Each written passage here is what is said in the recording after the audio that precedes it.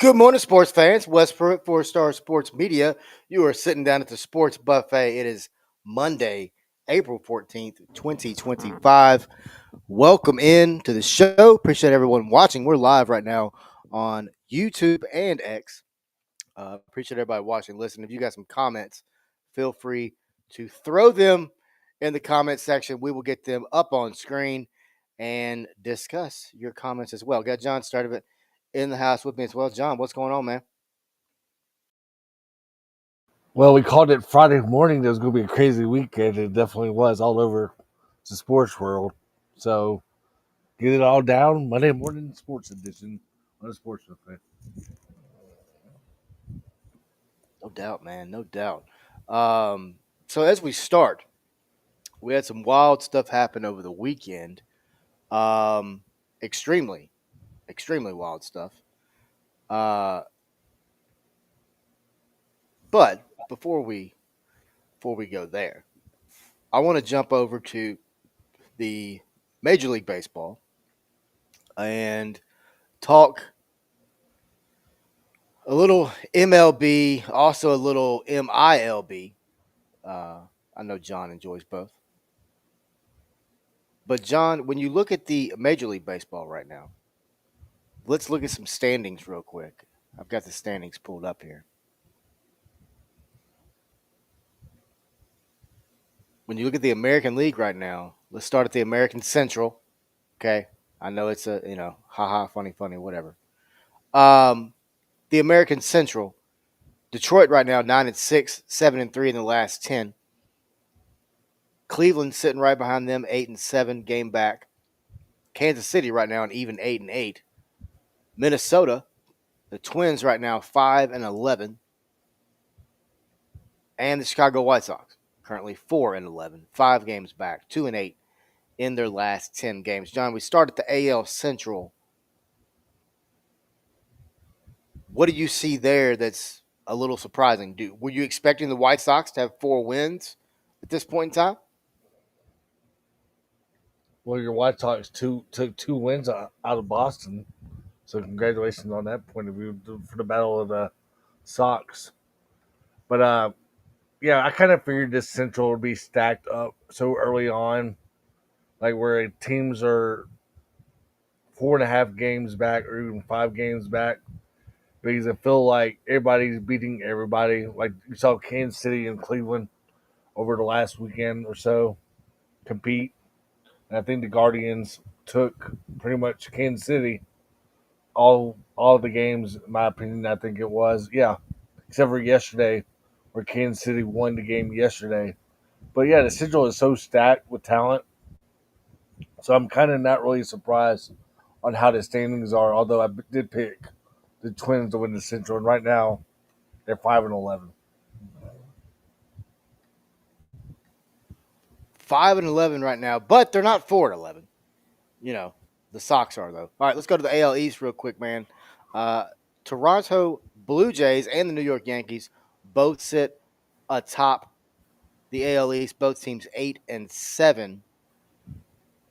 I'm sorry, the Yankees are 8-7. They sit a half game back of Toronto, who is at 9-7. Both teams have been 5-5 in their last 10 games. When you look at the AL East, John, it's really pretty close, man. Even Baltimore at the bottom, 6-9, to only 2.5 games back. That's going to be and we talked about it last week, 2 weeks ago. This is going to be a portion of the American League that is going to need to be watched because this is going to be one that's going to be a lot of fun. Yeah, most definitely, because you could see maybe two wild cards out of this American League East this year, with the Yankees possibly making it, or the Red Sox, or even the Yankees in Toronto, or one of those teams in general. And then, like we talked about with the Central, you got the talent in the East as well. You got players that are hitting bombs, and it's still also a cool story regarding Jackson Holiday with Baltimore still playing in the Major League Baseball after last year's AAA and Major League Baseball going back and forth, and just cool to see Jackson Holiday still out there.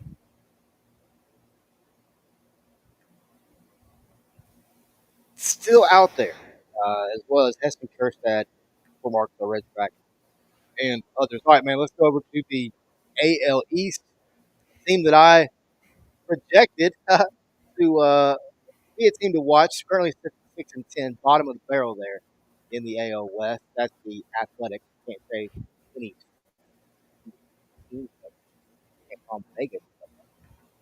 Can't call them negative. Houston, out of them 7-8, 5-5 in their last six, sit 2 games back. They are winners of one consecutive. All right, John. And the Seattle Mariners, man, winners of 4 straight, and now sitting at an even 8-8, only a game and a half back of the Los Angeles Angels. Then you've got the Texas Rangers. Talk about their Double-A team this minute, sitting a half game back. Losers of 3 straight, as the Angels at 9-6 have a half game lead over them. This AL West, very similar to the NL, is one that's always exciting every season in Major League Baseball. Yeah, the team that stands out to me right now is the Texas Rangers, 9-7, 6-1 at home, 3-6 on the road. Losers of 3 straight right now, but you still got some good arms on that pitching staff. If you're a Ranger fan, There's good young arms that are coming up too, uh, that are going to be, in my opinion, just as good and just as I mean, but think about the youth that you've got right now. I mean, you've got Leiter up there, you've got Rocker up there, just for the Rangers specifically, um, and I think it's something that when you look at them and their pitching staff, you're gonna have to watch them all season. I want to see how Rocker and Leiter specifically can, like, what is their longevity like? How do they last throughout the season? just don't rush them. I know you're going back between. I mean, what I mean by rush them, don't use them like crazy and just limit their innings a little bit still to start the season. Give them like if they have like 80 pitches through 5 innings, just go ahead and just give them maybe another inning just to see how they do, but don't do it all the time because I think those two arms could definitely decide how you do throughout the season. Also, maybe a playoff hunt for Rangers.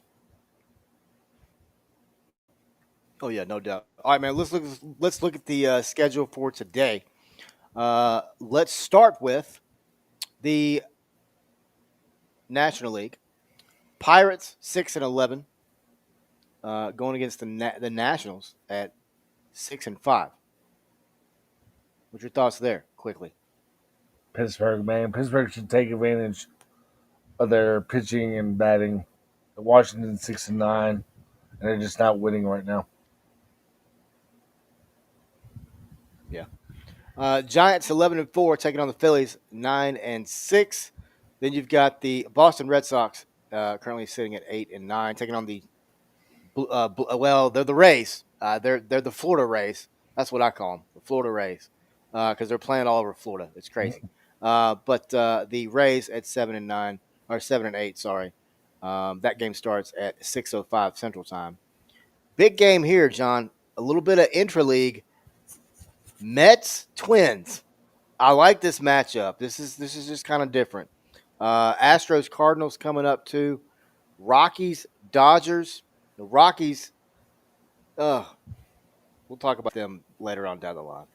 Um, They I need to don't score know, runs, man. bottom line. I, I just don't know what they're doing. Like, I just don't understand. I mean, you just got completely annihilated 3 straight baseball games.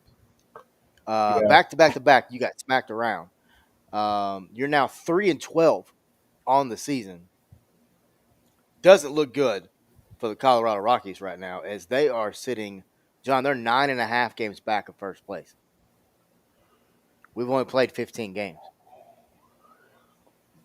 They're Yeah. 9.5 games back. That's crazy. I mean, we talked about this last year, man. Like, it's the same situation where players are basically playing games. They're done pretty well in their games, and then they go to the bench. Yeah. They sit out for 2 games. and then they come back. It affects the whole body point of view too. But it don't get any easier. You get the Dodgers, and then yeah, San Diego and Dodgers back to back, especially on the road, away from Coors Field. Yeah, Wow, yeah, it's brutal, man. gotta score It's runs. brutal. Bottom line, that's all I gotta say for the Rockies. Gotta That's what score runs. that's what I was just about to say. Like, there's no offensive production from them seemingly at all, and it just doesn't make. I don't know, man. It just doesn't make any sense. Doesn't make any sense to me. All right, man. Let's jump over and talk a little bit of minor league baseball, and we'll start with the Cardinals organization, Springfield. We'll just go through organizations. So Springfield took 5 of 6 from Amarillo over the weekend as the Sod Poodles. If you want to figure out, you want to hear standings, and we'll give you some standings here. But we did a episode of Naturals Insider last night, and we broke down the standings. But that puts the Sod Poodles to now 0-7 in 2025, as the Springfield Cardinals took 5 of 6 from Amarillo, including a 17-12 win on Sunday. It was one of the craziest. A lot of runs scored, for sure. That moves Springfield, their first place right now in the Texas League North. They're 7-2 on the season. John, when you look at teams like Springfield, and we're getting ready to talk about the Redbirds too, but Double A talent, man. We've got an article series going over at fourstar.live now called Inside Arvest, where we talk about the talent that comes inside Arvest Ballpark here in Northwest Arkansas. But when you look at Double A all the way across the board, man, there's talent on every single one of these teams, and a lot of times it's top prospects at the Double A level that you're really getting ready to see, you're getting a chance to see before they become the stars of tomorrow.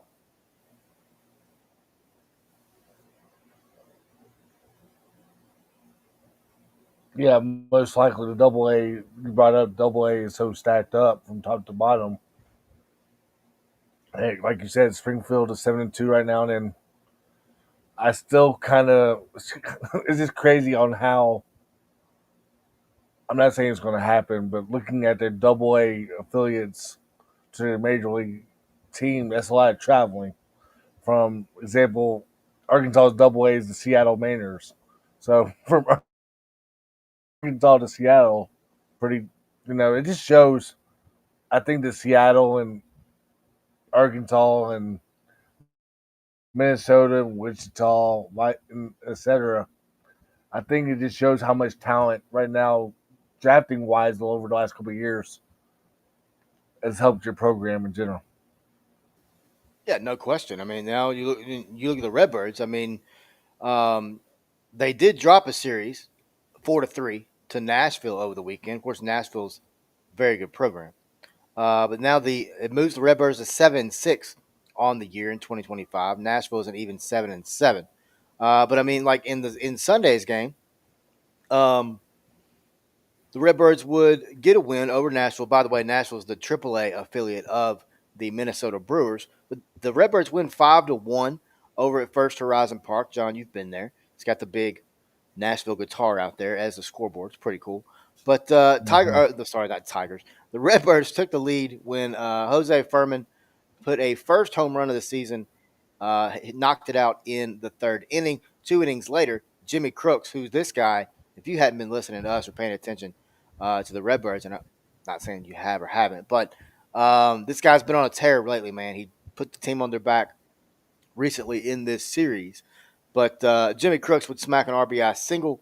He finished today 3 of 5 with two singles, two ribbies, and a triple on the day. Redbirds third baseman Cesar Preto would also add a RBI triple in the seventh inning. Starting pitcher Ian Bedell would allow 1 run on 2 hits and walk one while striking out 6 in 4 innings of work. Andre Granillo, who's 1-0 on the season, would earn the win with 2 perfect innings. The right-handed pitcher lowered his ERA to a 1.42 with the effort in that game. The Redbirds are back. We talked about it Friday. We talked about it last week. The Redbirds are back. This coming up Tuesday, tomorrow, at AutoZone Park as they welcome in the AAA affiliate of the Toronto Blue Jays, and that is the Jacksonville Jumbo Shrimp. So, John, let's flip over and let's take a look at the AAA standings as we look across the league at some teams. Yeah, AAA standings in the International League East right now. Talked about them. Jacksonville Jumbo Shrimp, who plays at Memphis this week. They're in first with a 12-3 record. So if the Redbirds want to keep their undefeated home 4-0 record this week against the Jumbo Shrimp, looks like they're going to score some runs, and it looks like their pitching is going to be up to par as well as they battle a first place in the Jumbo Shrimp. Uh, Lehigh Valley 11-4. 9-5 is Scranton. Durham is 9-6. Charlotte 6-9. Norfolk 6-9, and then Worcester, Boston's AAA 5-8. Syracuse, New York Mets 5-9. Buffalo 4-8, and then Rochester, which is Washington's AAA, is 3-10 on that International League East side. So, what's your thoughts on the East side so far? Who's like a surprise to you? I think Durham is one of them for me, and then I'll do Buffalo, Toronto's affiliate. Right now is kind of like a surprise. Yeah, I mean, I'm trying not to be a homer here when I say Charlotte, but I think the Charlotte team's one to keep an eye on. There's a lot of talent there. Plus, you got to think about this. There's a lot of talent at that Double A level for the Chicago White Sox right now. You've got Schultz, you've got Hagen Smith, you've got some guys that can swing the bat too. Now Hagen didn't look all that great in his most recent outing on Saturday, but it's going to happen. I mean, that's the other thing I wanted to talk about with the minor league baseball is a lot of these prospects, a lot of times there's expectations on these guys that I think need to be reined back a little bit. Like, yes, these guys may be the number one prospect. Yes, he may be the ranked, the whatever in the, all of Major League Baseball for prospects coming into the league. But at the same time, I mean, guys like Jack Caglione, as good as he's hitting the baseball right now, he's also got what, 10, 11, 12 strikeouts right now.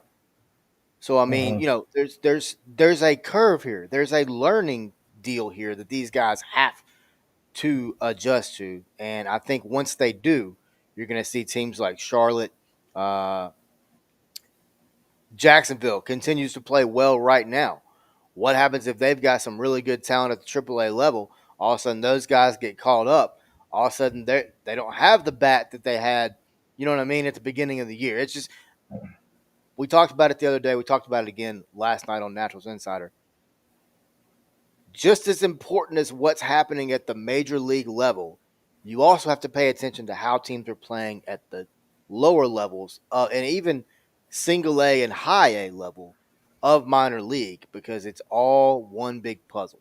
And I love it. I absolutely love it. Sorry. Go ahead, John. No, you're good. International League West right now is pretty stacked. Columbus, It is. AAA affiliate of the Cleveland Guardians, is 9-4. The Iowa Cubs 8-5. Chicago Cubs Cubs AAA affiliate, by the affiliate. way. Yeah, yeah. Memphis Redbirds are 7-6, 4-0, like we just brought up at home. AAA Cardinals affiliate affiliate of the for those who Cardinals. do not know. Yeah. Louisville Bats So, 8-7. Cincinnati. Gwinnett 7-7, which is the Braves AAA. Nashville Sound 7-7 also. So Milwaukee's AAA affiliate. Omaha Royal or Omaha Storm Chasers, which is Kansas City's AAA affiliate, 7-7 as well. And then Indianapolis 5-7, Pittsburgh's AAA affiliate.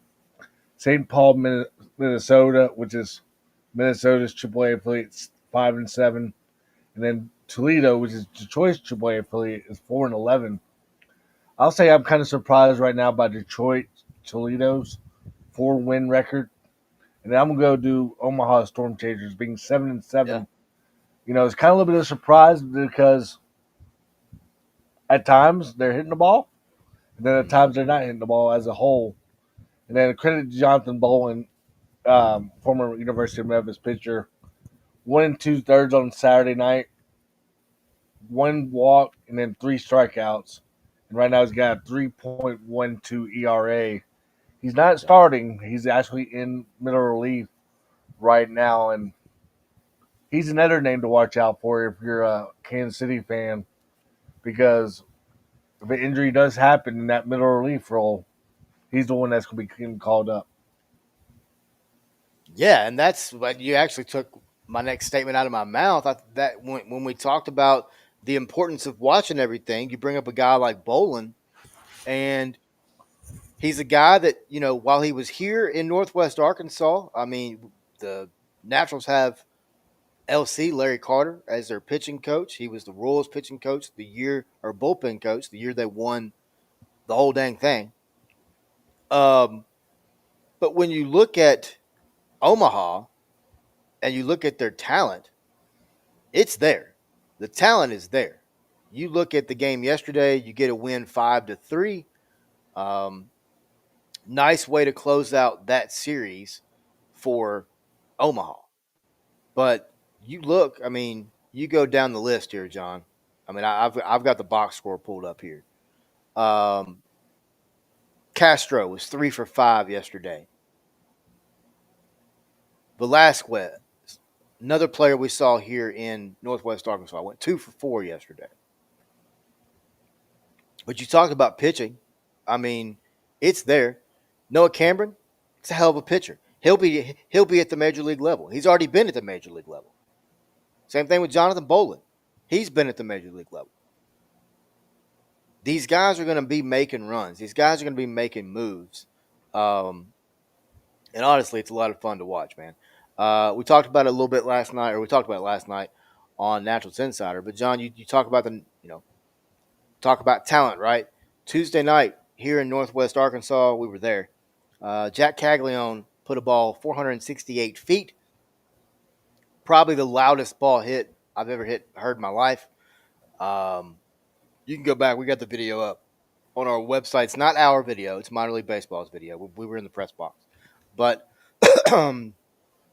after a big win, 7-3 on Tuesday, John, as quickly as the Naturals went 4-0, they went 4-4.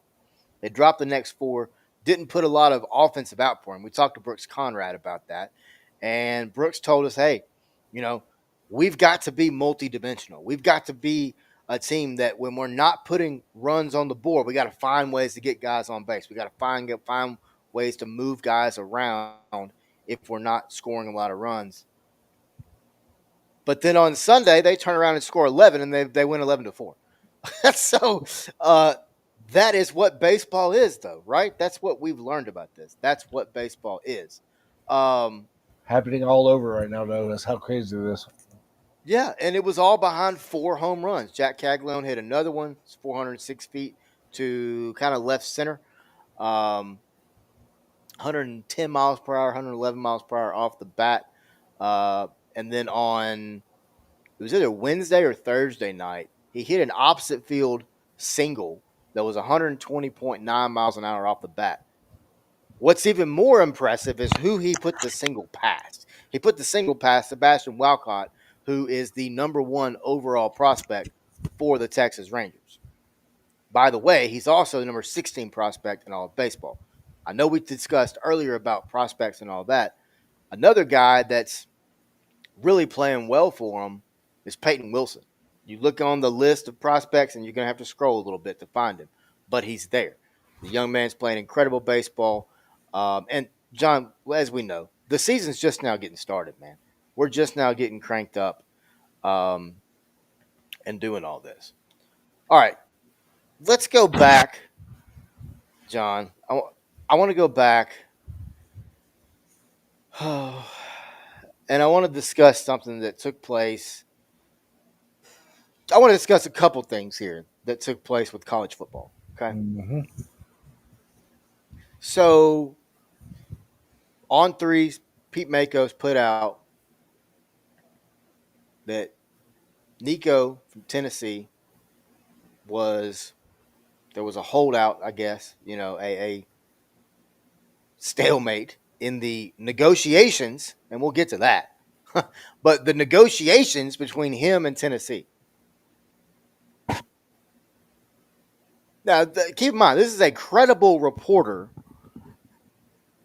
doing this, right? Somebody that throughout the rest of the call of college football season and beyond, folks are just boo, boo, boo. I mean, retweet, retweet, retweet per this guy, per this guy. But then we see Nico's father. We see a lot of people who cheer for a team in orange, bright orange, that is, not burnt. It's more prison orange, kind of.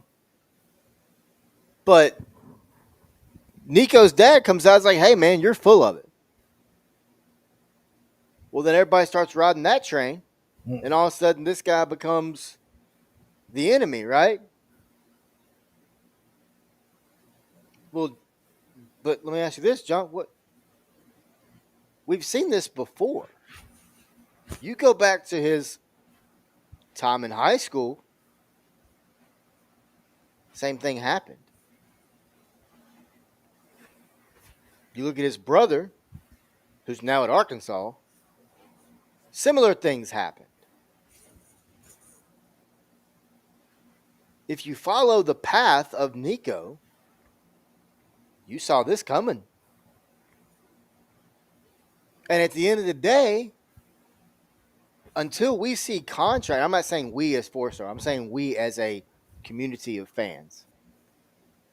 Until we see actual contracts stating how much the player is actually getting paid, why are we just going off a quote value excuse me,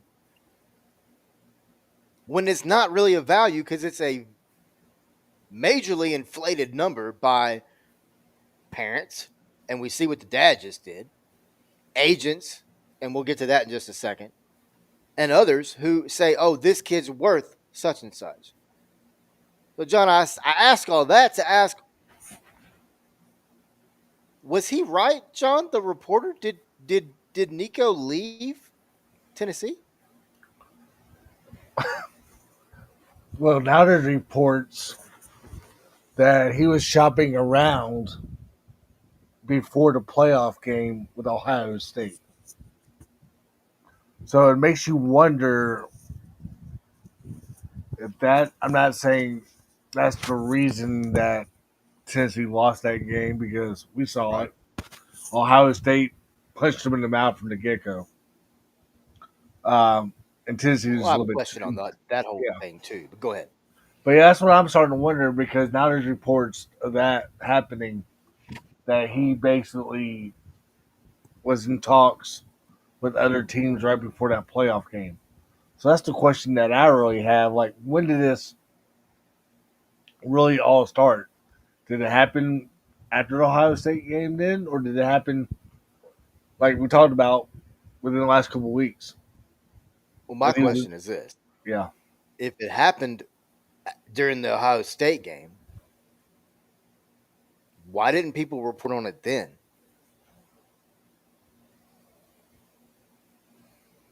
very true. Because If I'm you starting to wonder that too. if you if this information, and I'm not trying to discredit anything, I'm just asking questions.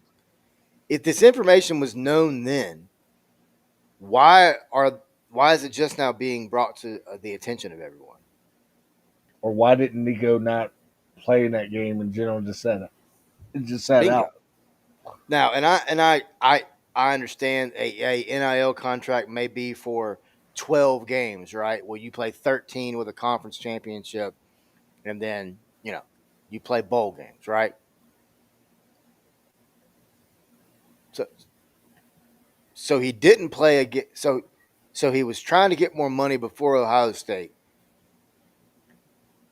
Then he went and played, Mm-hmm. and then he comes back and he practices all spring, including Tennessee posting a video of the young man less than 2 days before he left the program, talking about how he was, quote, dialed in or focused, iron focused, whatever. Same principle applies. But then the day before the spring game, he's What? I think, Now yeah, I've seen reports where Dan Lanning supposedly reached out to Heupel because he got word that he was being shopped around. I also find it funny that after him being shopped around, after Tennessee announcing they would move on, they would, as crazy as this sounds, a college announcing they would move on from a college athlete anyway. Um, I find it funny that Oregon has continued to being listed on every list that he has out. So if it was such an issue, why are you potentially going to go pick the kid up? to be That's honest with another you, question for another day, to be honestly. honest with But you, I don't yeah, see Oregon on that list no more at all. To be honest with you, okay. the school I see right now is UCLA in its replacement. Well, I mean, it's where he's The, from. It makes total sense. right. Well, that was like a Hawaii boy. I could be wrong, but Yeah, I think he was in. I think he played out in Cali. But yeah, yeah. But long story um, short, yeah, UCLA makes more sense for him. I mean, people are talking about North Carolina as a possibility yeah, because of Bill, God, not Bill Parcells, but you know what I'm talking about, yeah. Belichick. So that's a possibility. But to be honest with you, I think it all, according to a source I know, he was making $2.5 million, up to $2.5 million as a redshirt year, his freshman year. Then last year, he burned the red shirt or didn't have that red shirt ability anymore. He was making $2 million last year. So $4 million, even when you're getting redshirted for 1 year for $2 million, you should be happy with that because a lot of players don't 100%. even get money for being a redshirt. For one thing, for NIL, but I mean, he should be happy with he's a millionaire. right. Uh, So, but the thing is, I think it's more like we just talked about. His dad is getting involved in this, and yeah, parents.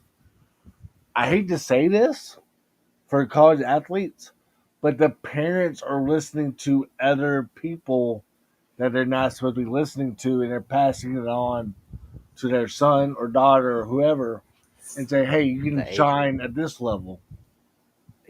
Exactly. And I mean, I don't want to hear, oh, the player has loyalty. It's the agent that's out shopping the player. The agent and the player are this. For those of you listening, my hands are together, meaning they're one.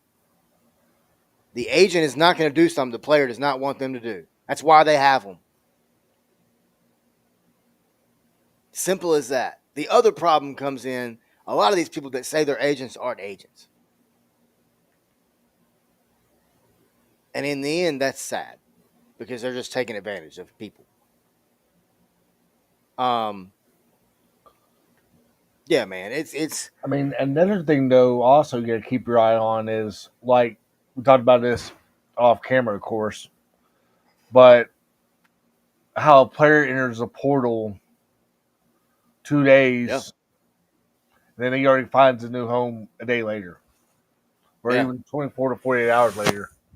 It's just we talked about this. I think tampering is happening more than we actually know hundred across the percent, board. 100%. And I'm not calling out any coaches here, but Right.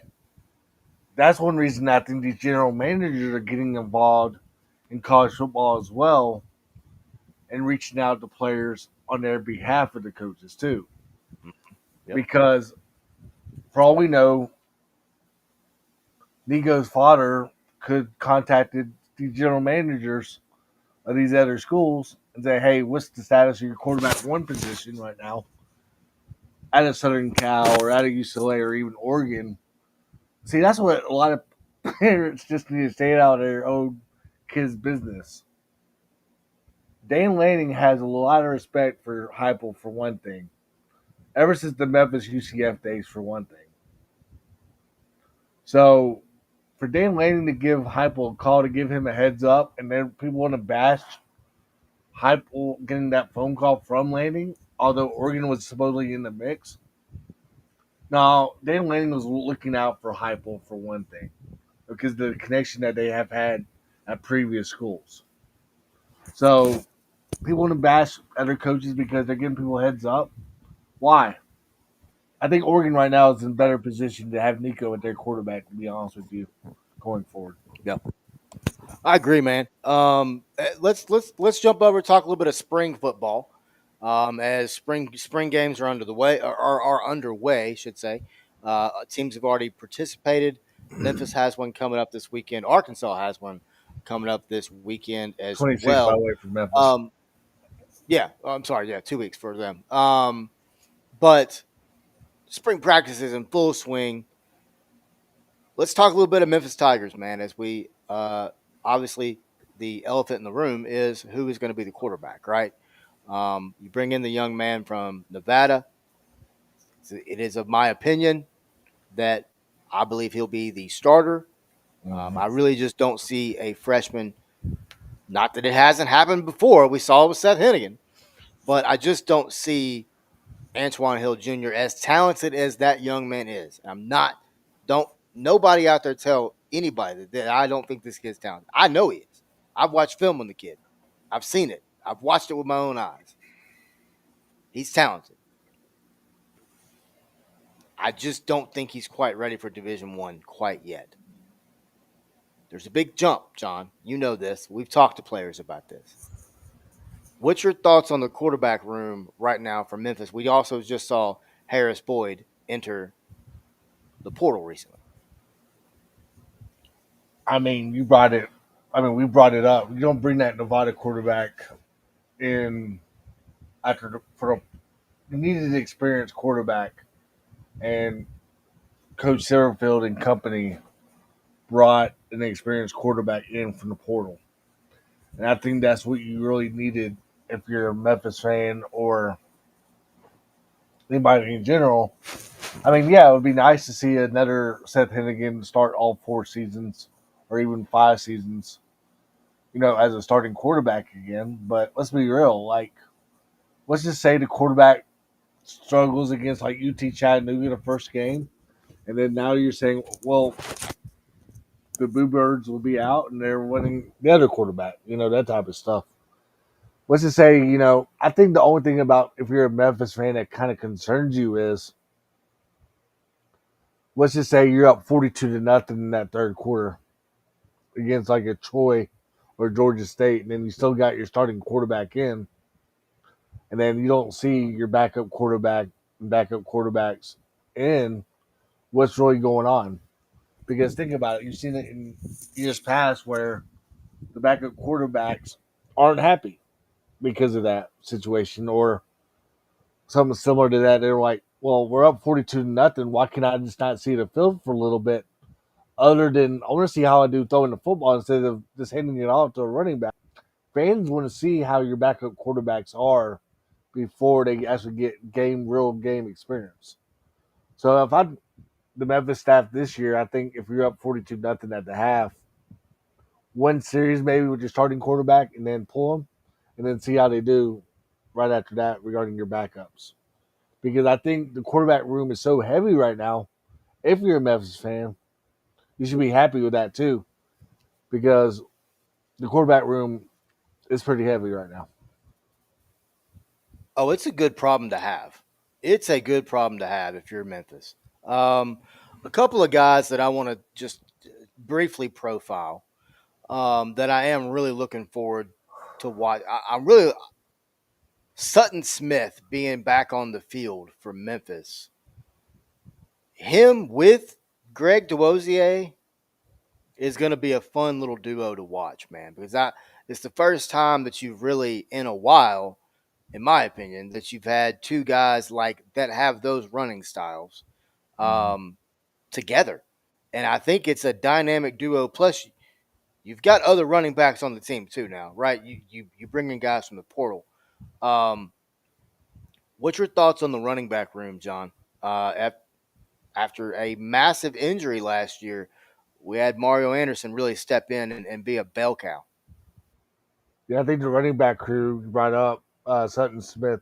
Um, Good to see him back slowly progressing from that injury last year, and he hasn't really seen the field, according to my knowledge, at all that much in the spring.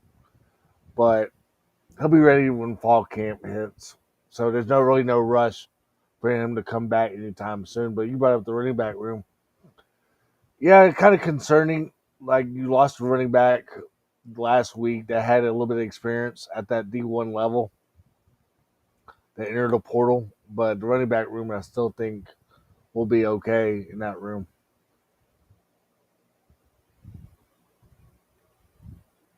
It's going to be very interesting. All right, man. Let's jump over to a different state here. Let's come over to the state of Arkansas. Let's talk a little Arkansas Razorback spring ball. They don't have a question at quarterback. They know Taylor Green will be back. John, we've watched Taylor Green in person as he took on Memphis a couple years ago. Mm-hmm. He's back here in Arkansas under Bobby Petrino offense, year number 2. I'm not saying Bobby Petrino head coach. Bobby actually actually talked about that recently in a press conference too. Um, but so he kind of squashed the whole Bobby's going to be the next guy. That's why Bobby was brought back. That whole thing. Um, there's people that just create conspiracy just because they think it creates clicks. Anyway, um, John, when you look at Arkansas, man, good season last year, right? About where this team's been for the last 25 years. You don't believe me? Go back and run it.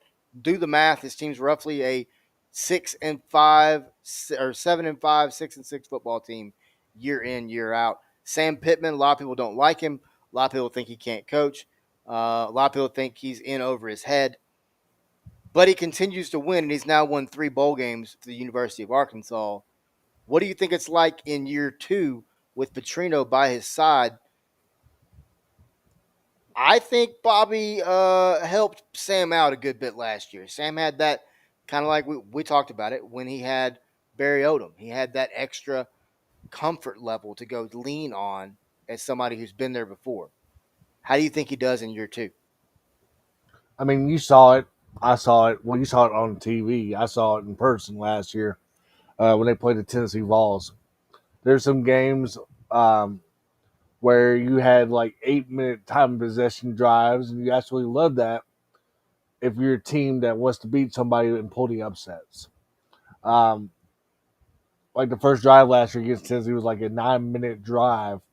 Yeah, you might have settled on 3 points at times, or didn't go for it when, or went for it on 4th down a lot. Just to get your drive still going. That was a plus for Arkansas. But I think the goal this year, if you're an Arkansas fan, I think you want to try at least get 8 wins under your belt if you're a Bobby Petrino offense, because yeah, the scheduling is a little bit tough because It you is. got Alabama, A&M, Arkansas State, and then you got at Ole Miss, and then at Memphis, and then home for Notre Dame in your first 5 games. And you very well could start the year 2-3 in that boat. But then you get a bye week and then play at Tennessee, home for A&M, home for Auburn, home for State, at LSU, at Texas, home for Missouri. And then that was the season schedule right there. But I think if you're an Arkansas fan, you got an experienced quarterback back. I think the only thing that really concerns you still is the offensive line at times, because last year the offensive line got too banged up and it really didn't produce, Yeah, they did. the offense. And then your defense on the other side with coach back, it's T. another Will. team, yeah, another team that's banged up on both sides of the football. So, and also you've seen a team in previous years that were your Arkansas fan, once you're down by like 2 or 3 touchdowns, they just want to throw the towel in. And last year I did not see that at all. They got a lot better. They didn't quit in their games at all. Right. But yeah, the scheduling doesn't do them any favors, but you do got some good games at home. So maybe they could pull an 8 win season this year, but it's gonna be tough. But you got an experienced quarterback back. That's one reason I think Arkansas can win 8 games this year in general. For Arkansas to win 8 games, they're going to have to beat Memphis and Notre Dame. Or even I pull a don't know that shocker Arkansas. on the road. I don't know that Arkansas beats Memphis and Notre Dame. Especially when you're going to be a little bit banged up. I know it's Arkansas State, but Arkansas Well, State I mean, reflects a bunch. I was going to say the Arkansas State's stingy. I mean, everything that I've read, talked to, whatever. You know, everybody seems to be coming into the season pretty good, which is good for them, right? You don't want a lot of injuries coming in. You want to be healthy, obviously. Um, I think it's just going to be like, for example, somebody the other day asked Travis Williams for a couple of players that have been standing out. You know what his answer was? I'm not.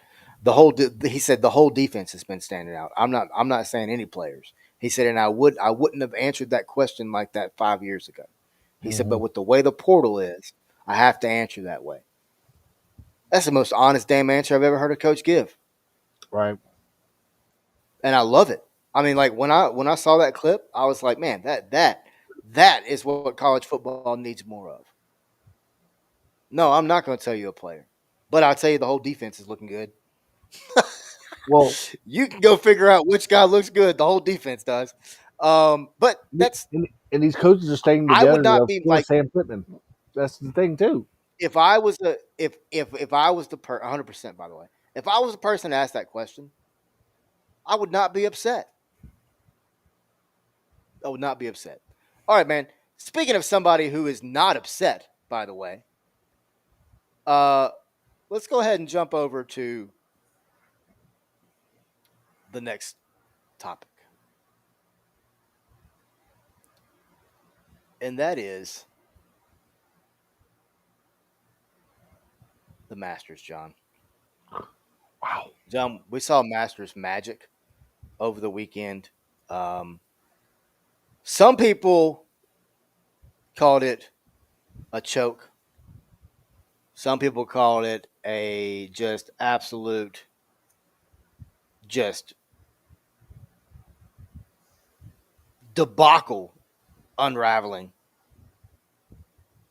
But Roy McIlroy is now a Grand Slam champion as he gets the Grand Slam in the 89th Masters, his 11th attempt to complete the Grand Slam with a golden jacket, with a green jacket. And John, it's probably one of the most crazy final rounds of golf I've ever watched. What was Mhm. your thoughts on Roy, man? Because he had a heck of a day yesterday at Augusta. Yeah, let me first of all say people want to hate on Bryson DeChambeau because with the live golf, et cetera, et cetera, et cetera. But I also want to say Bryson, I think, still has a lot of fan support in general, just the way he was interacting with the fans, walking through that crowd, high fiving every single fan.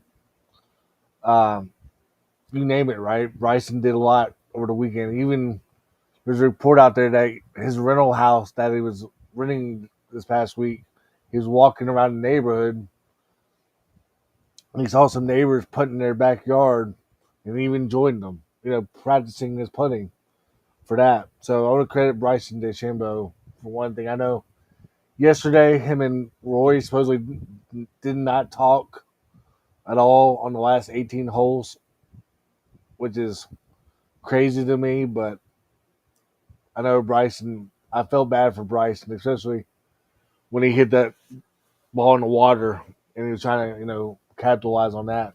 So I want your thoughts on Bryson before I give my thoughts on Roy. Man, honestly, man, yeah, Brian. I mean, he came out and said that Roy didn't talk to him the entire last round. Um, but I get that, right? Like, I mean, as a competitor, I understand that mindset. I mean, as a person in this world, I understand that mindset. You have to lock in. I mean, that's a grand. How many people are Grand Slam champions? There's six. The most recent before him, Tiger Woods.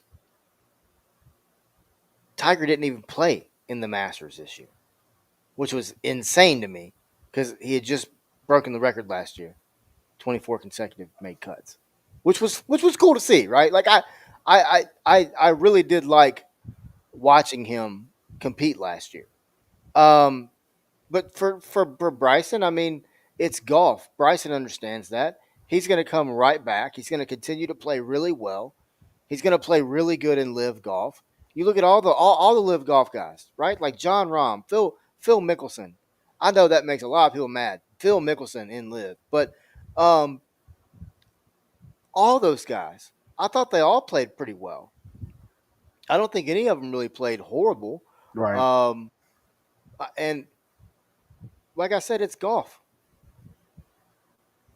There's some things you can control. There's some things you can't control. And one of those things was the fact that Roy McIlroy is just a damn good golfer. That shot, it was just like you could put a mirror image just like we are here. One side you could put Tiger Woods' shot back in the day. One side you could put Roy. So I think it was Tiger Woods' shot was like 2011. It was the same shot. Just curve, just that it takes real skill. It's a real talent to do that. Not everyone can do that. On that playoff hole, what, huh? Everybody was like, man, great shot by Justin Rose. Boy, that puts a lot of pressure on Roy. And you know what Mhm. Roy did? Roy told him what pressure? That pressure's all on him. I'm talking about, man, I mean, I came off the couch. Talk about on I'm that not gonna drive. say I'm not gonna say what I said out loud, but I came off the couch. Talk about Um, on the drive that he hit on the playoff where he hit it 80 yards more or yeah, so. Yeah. yeah. I mean, I mean, a lot of people, incredible, man. yeah, a lot of people said, well, Roy almost blew it, whatnot, but Roy's always had a history at the Masters where he blows the lead, right? So Yeah, that's not really a shot where he double bogeyed on 13, bogeyed on 14, and then I mean, then on just in general, the ball that he hit through those trees, man, like, yeah, wow, like, ha, ha, over the trees, like, how are you then splitting the tree? I'm like, how do you even do that? Like, it's just amazing on how he did it. So he got like a birdie on 15 after yeah, all, and then yeah. you saw Justin Rose back and forth, try to catch up, and then Rose birdies the 18th hole, and then just amazing in general. Then on 17, Roy hits it in the bunker, and you're like, okay, what's the next thing that's going to happen? Then you saw Rose birdie again on 18. And So then Roy bogeys it yeah, like that. I mean, I was sitting there like, oh, this is it. He's got it locked yeah, in. And then I was like, oh no, you didn't just do that. I yeah. mean, Like it's here I am over, yeah, here I am over at my cousin's house watching the whole 6 hours worth of TV after during a 1 year old birthday party, and I'm like, all right, Roy, what are you gonna do on 18? Then sure enough, the right. 5 foot putt, he misses it. Like the whole audience and the whole household, like, did he just miss that? Like Yeah, what? Like, 100%. but credit Roy, like we talked about. Also, want to say this: Roy's been through a lot the last year and a half, 2 years almost. 100%. So we're anywhere from filing divorce with his wife and then getting back together with her. Credit for Roy on how he's been handling everything the last 2 years as well. Yeah. I So mean, credit to on him, that man. playoff, yeah, no question. And then, we saw pure emotion from Roy McIlroy after he would sink the putt, drop to the ground in tears.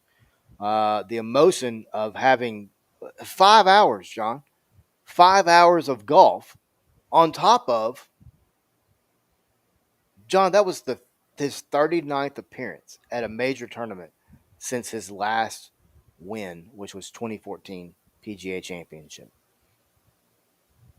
Right, Roy would say afterwards, "quote Just a complete roller coaster of emotions today." He would go on to say, "quote What came out of me on the last green there in the playoff was at least 11 years, if not 14 years, of pent up aggression." 35-year-old McElroy now God, 35-year old. joined, Wow. yeah, 35, man. joins Gene Sarazen, Ben Hogan, Gary Player, Jack Nicklaus, and Tiger Woods as the only players with at least one victory at the Masters, the U.S. Open, the Open Championship, and the PGA Championship. Sarazen completed his slam in Augusta too. That was in 1935. Speaking of Jack Nicklaus was put out yesterday that um, he did it on the same day that Jack won his sixth, and Jack said it was an honor to win on the same day as Rory got his jacket. So he would say later on, quote, "There were points in my career where I didn't know if I would have this nice garment over my shoulders." He would say, quote, "I didn't make it easy today. I certainly didn't make it easy. I was nervous. It was one of the toughest days I've ever had on the golf course." Yeah, he was like you could tell that he was so nervous on 18 though in general because he was like his face. I don't know if you saw it or not, but his face is like a little bit more red, on that 18th hole. And then of course he has the snap before that too. So, but yeah, Roy McIlroy, congratulations, you definitely deserve it. Um, Another thing is I want to credit is the CBS crew, man, like Jim Nance 100%. and the whole CBS crew for just being silent and just enjoying the moment. The last eight, like on 18, and then on that playoff hole, of course, you got to talk a little bit during the playoff. But credit the whole CBS crew because how can you be silent and just enjoy it like that, man? Like I would have to talk. I'm sorry, but I gotta. Yeah. But We CBS got a crew, comment man. here. We got a comment here from Ashton Wilson. We appreciate everybody watching today. Ashton said, "Just a different generation of golfers now. Old heads will always be good, but they are going to struggle to win." I love the term "old heads" there from Ashton. Old heads. I love it. I'm kind of an old head. I get it. Appreciate you watching, man. I am looking. Oh, and by the way, Congratulations, congratulations sir. to yeah. Let's say congratulations to you, my guy. Him and his wife are getting ready to have. They had it. I was gonna say they've now had it. So congratulations, man. Really looking forward to watching Ashton be a dad, man. Ashton's a great guy. He's a guy that I connected with through my wife down in Crossett, Arkansas. He's a godly man. He's a preacher, um, and a boy knows some baseball, man. He played really high level baseball. Then he also coaches at a very high level. But he's just a high level guy, man. Great guy. Part of the Hogs Happy Hour that will be back, John, Thursday night. By the way, All right. Can't wait. got a message from Blake Hogue that said that it will be back. So I am definitely looking forward to that. All right, John. Hey, they gotta Let's talk about close this. up. They gotta talk about some great SEC baseball, man. Like, I want to close with that. That's how I want to close it. Like, what Well, an amazing series of baseball. We'll talk about this more throughout the week, but man, like SEC at its finest. Let's just say that over the weekend. oh, no doubt. Great baseball over the weekend. Now, I don't want to hear anybody, and I've seen it on social media. I understand a lot of these people are just absolute morons behind keyboards. I understand that. But um, Arkansas is not going to lose a national seed Mm. because they lost to Georgia, people. Georgia was the number seven, 1, 2, 3, 4, 5, 6, 7 team in the nation. I don't want to hear anything about I just don't know what happened. Georgia's a good baseball team. Was there some different officiating in the game? Yeah. Did some things happen in the game that maybe not don't typically happen? Yeah. Does it mean that Arkansas is cursed? No. Does it mean Dave Van Horn sucks as a coach? No. It just means you got beaten SEC play. The SEC is the best conference in all of baseball. It's going to happen. It's going to happen. And I got a question at the end of the show too, John. By the way, All right. but John, when you look at the college baseball, man, you look at SEC, uh, very very talented teams as we're talking about now. But before we jump over to final thoughts, let's go ahead and talk a little college baseball. As we saw, yes, we did see Arkansas fall to Georgia over the weekend. We also saw, we talked about it Friday, man, big time series down in Boca Raton, Florida, as we saw the Memphis Tigers take a series over Florida Atlantic, a Florida Atlantic team that had just walked in and swept the American Athletic Conference preseason favorite in East Carolina. John, not just series specific, right? But I bring that series up to ask this question. It's now April 14th. We've got conference tournament starting in what the next month. Mm-hmm. This is about the time of the year where a series like that can propel you to a really good baseball season.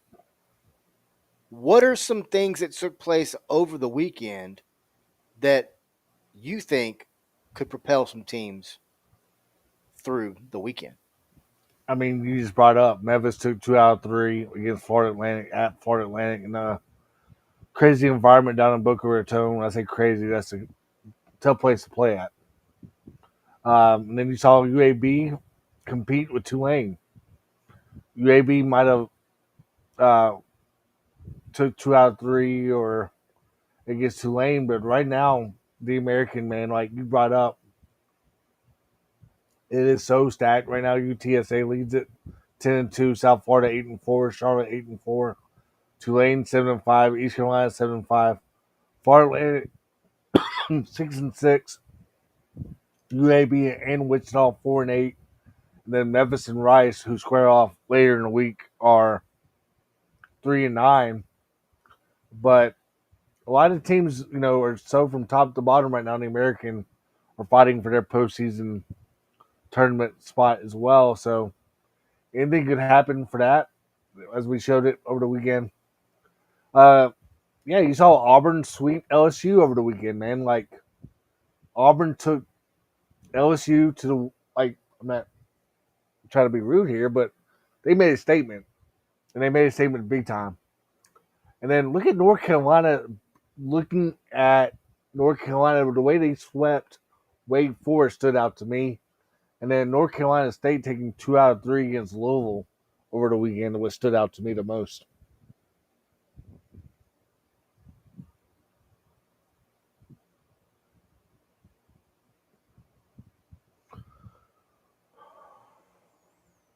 Ashton Wilson just, him and his wife have a baby, and he's like, you know what, I'm just gonna get on Twitter and watch the boys. Taking advantage of that, Tom. Not shocked by this comment at all. Knowing Ashton the way I do, big critic of Arkansas, Gabe Gackle needs to be, and this is a warranted comment, by the way. Gabe Gackle needs to be moved to the bullpen, and desperately need Gage Woods back in the rotation. He would go on to say, and Memphis always tends to put a quality product on the field. I appreciate that. That's not something you hear a lot with Memphis baseball. Also, he would go on to say, this is a great point too. Wild to me about ECU, they've underperformed given their history. Great point there. When you look, John and I've talked about this in detail. When you look at the American Athletic Conference, we gave numbers recently on East Carolina across the nation. They've historically, for the last 20 years, 20 plus years, 22 years now, they've been one of the best teams in the country. That's not a hot take, folks. I have facts and stats to back that statement up. Yeah, interesting stuff, man. Very, very interesting stuff around college baseball. Going to be a lot of fun as we get into conference tournament play. I mean, Ashton brought up a great point regarding East Carolina because in years past they always host a regional. This year they might not even host a regional. There it is. There it is. All right, man. Let's jump over to final thoughts real quick. Um, question of the day. And I can't wait to hear what Ashton has to say if he's still watching. Because I know he has a statement on this. And this is kind of a little more in depth here, but did Nico change the game, right? And I'm not talking about just football here, folks. Did Nico change the entire NIL game? Mm-hmm. Did he just change everything? Because in my opinion, the answer to that is yes, but there's a little bit of a caveat. But what's your thoughts, John? Absolutely, he did. It's going to be making a lot of donors slash boosters in these programs rethink on how much a player needs to be given. Um, that's my short version of it because these players are asking for way too much right now in general. And I think if you're going to be shopping different schools like the way you are, let's just say a kid goes to school, 4 schools in 4 years, and he's making 2.5 million. They're going to rethink that and be like, well, let's see how you do on the. See, that's one reason I'm Here making we great. go. A lot of people. That's okay. That's one reason I think a lot of people are making a great point. Like my friend Rob Meredith. Let's see how they perform before we give them money, because that's how I want to see it as well going forward. Because 4 schools in 4 years, man, I want to see how you do at this new school that you're at before I even donate to that It's a program. good point. It's a And very I good point. All also right. that's why I think Go ahead. boosters and presidents and everybody need to rethink on how much money these players are given. Yeah. All right. So we got 3 comments from Ashton. Okay. First comment is, by the way, I love this comment. All right. People can say what they want about the AAC. People say what they want. Hmm. The AAC plays competitive baseball. Don't think the power fours don't poach from those teams. He would go on to say, covering himself here. Great Oh cover, yeah. buddy. I'm on YouTube. He's on. He's just, he's on there. Why? I get it. I get it, man. We popped up in his algorithm. I understand. I understand. All right, here we go. This is what I've been waiting on. Did Nico change the game? Nope. Nico just showed that programs have a line drawn. The change will be this: the buyouts to the NIL deals. Want more money? Can't. Not part of the contract. He would go on to say, want to walk? This is a continuation comment here, I can tell. He would go on to say, want to Hmm. walk? Okay, go ahead. Pay me back the buyout money to transfer. Careful what you ask for. He is a Preach, thousand preach, percent. He preach. is 1,000% correct right there. He's being a Because pastor once right now. contracts, yeah, that's what he does. I mean, that's what he does. Right. He's a teacher preacher. Um, but no, once contracts come into play, this all changes. This is what he's talking about. That's what he's referring to right there. Contract. Nope. Contract says can't do it. Same thing with, people out there throwing grenades and covering their ears. You're still doing this in front of your boss. You're still at the end of the day, that NIL contract, that means you technically work for them. So hold on. Here we go. He's still going. I love it. Nico threw what? 12. Oh my God, he used tutties. Oh Lord. Nico, what, 12 tutties? That's crap. Well, I pay 4 million to a guy when you can pay 4 million. Yeah, yeah. See, that's my point right there. All these people that want to be like, oh, we got to pay X player $3 million. We got to pay X player two. We got to pay X player whatever. No, you don't. You can take that 3 and 3 million, or you can even break it down further than that. You can get more players with more money. It's simple. It's not hard. But what happens if you give $3 million to that player and then he tears his ACL in the second game of the year? Then what do you do? What do you do? What you do is you get mad. The fan bases get mad. Oh my God, we spent $3 million on this guy. He's hurt. Wait, back up. Rewind. Go back and look at what you said 3 weeks ago. Got to pay the guy. Got to pay the guy. Yes, college athletics is a business now. I understand that. But at the end of the day, we have to have common sense with it. If you don't have common sense with it, you're not gonna do anything. To Ashton's point, yeah, he changed the game, but he didn't change the game. Ashton's 100% right. When I say he changed the game, I'm saying you're now, to Ashton's point, the university has to put the foot down. But we need a solution to this, and we need a solution to this fast. We need guardrails. We need ceilings. We need legitimate, tangible evidence that these players are really getting what the quote value or valuation. I want to know, what is he getting? Why is he getting it? When is he getting it? Exactly. When is he getting it? And what is he doing to get it?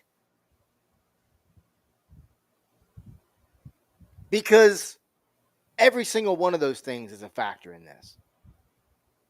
Because if he's not doing what he should be doing, whether that's in the classroom or in a commercial or whatever, then there needs to be some things taken away. Y'all know how I feel on Deion Sanders. The man had an incredible speech recently. I understand it's probably just a clip of it, but he told his players, look, when I get emails, and he pulled up an email on the board, he said, but I don't understand, the email had, like, I don't know, it's weird. Anyway, it looked like a graphic. But when you, basically what he said is, if you're screwing up in the classroom, you're going to be missing some money. If you can't take care of and do what you're supposed to do, then money comes away from you. Then you are fined. Then there is punishment. There's repercussions for things. He straight up told him, when you get to the pros, not all of them are going to be there, obviously, but when you get to the NFL, that's what happens. You go to the NFL, you don't do your job, you get fined. In the everyday world, you go to work, you jack around, you don't do your job, they tell you to go. But no, I mean, it's just a little question about Nico. Or also community service, bro. Like, how much Yeah. are you involved in your community to get your NIL? I mean, we've seen players for Memphis go out to the community and do stuff. Why Yeah, can't they other have to. I mean, I know that's what I'm trying to say is why can't other big schools? I'm sure they are, but why can't they just show on what they're doing to in the community as well to Yeah, get their NIL? I agree. I agree 100%. All right, man. Well, it's been a good show. Once again, appreciate everybody watching and listening today. We've had a nice little crowd today watching over on the socials, on YouTube and on X. We appreciate everybody watching and listening. We will be back for more coming up pretty soon. Let me ask you a question regarding Nico real Sure. quick because Nico, there's a report out there now that what team can you see maybe surprising in grabbing Nico that not are big heavy schools maybe because now there's talk that he might look at Tulane. See, I mean, But does I Tulane could have the see like but does Tulane even have the money a though? Liberty, for example, Yeah, with what's his name, Hugh Freeze. Jamie Chadwell. Oh, that's right. Yeah, my fault. Who reads Chadwell. that Auburn? I could see, I could see Liberty. I could see, and don't get me wrong, I don't know who's on rosters, right? I Right. haven't done a lot of research on it, but just off the top of my head, SMU, another prime example. Ashton just mentioned them. Another great one there. Texas Tech. Um, yeah, like Joey McGuire at Texas Tech. I think that's a really good fit for him. Um, App State would be another one that I would think would reach out. I know it's going to sound crazy, but like a Charlotte, as maybe a Boise. So the reason I say those teams is because I'm just trying to think of a team that's a little under the Hmm. radar where he could go and really show out. Right.